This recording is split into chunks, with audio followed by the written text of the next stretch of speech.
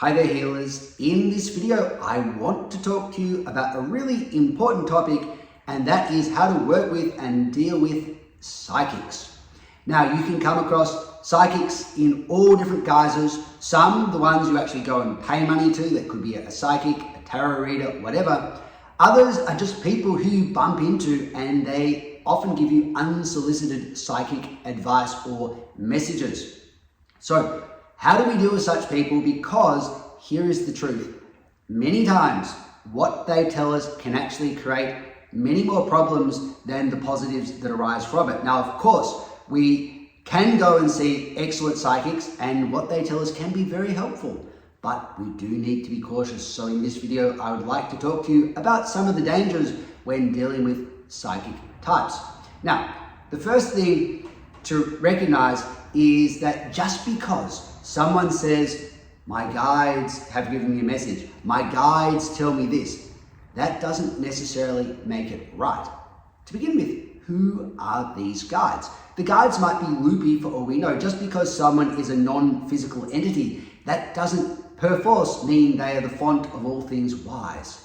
So just because someone says it, even if the psychic is getting that message very clearly, it doesn't necessarily make it right or the best piece of advice for you. Now, the next thing to remember is that even if what the guides say is very, very wise, the actual psychic might not hear it perfectly. And so what often happens is when a psychic is doing a reading, for instance, they will get some things clearly and other things will be a little bit murky. And so you can't necessarily take everything they say as gospel, as something you should necessarily follow up on. As I said, the psychic might be hearing things incorrectly. The next thing to understand is that the psychic is always a kind of filter for the message. So it goes through them and their own personality, their fears, their dreams, their desires, their likes, their dislikes, etc. may easily cloud the message. So again, you shouldn't just take on face value everything a psychic says. You have to understand the psychic is a kind of filter, and they will, in many cases, slightly alter the original message, even when that message is a wise and profound one. Now, one of the general issues too with kind of all psychic readings is that they can't be disproved. So I could come up to you and say, aha, my guides have told me X, Y, and Z. Now, you do not know if that's true or not. You can't disprove that. And so most people then, because the psychic tells it with such authority, are like, oh my goodness me, I'd better believe everything the psychic says. But this isn't necessarily the case. Before I get to what exactly you should do, I'd also like to talk about the other kind of cases where you bump into people and they're not necessarily doing a psychic reading, but they'll say something like, oh, I have a message for you. A lot of healers will do that. Maybe you get a Reiki session and at the end of the session, they'll say, I've received a message for you. Or maybe they say, I've seen something. So they'll start telling you about different images, etc. they've seen during the session. And very often they will start to interpret these images and they will start to interpret these messages. And again, generally as a client, you will be like, oh, okay. And people will take everything the healer says on face value as if it's the gospel truth.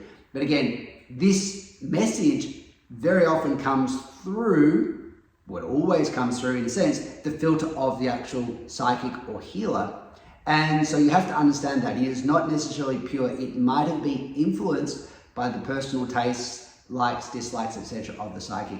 And a very clear way to understand this point, like a way that will help you understand it, is that maybe you have a psychic friend and that friend will, tell you certain things about you or maybe about other people, and they'll be like, oh yes, my guides have told me this, this and that.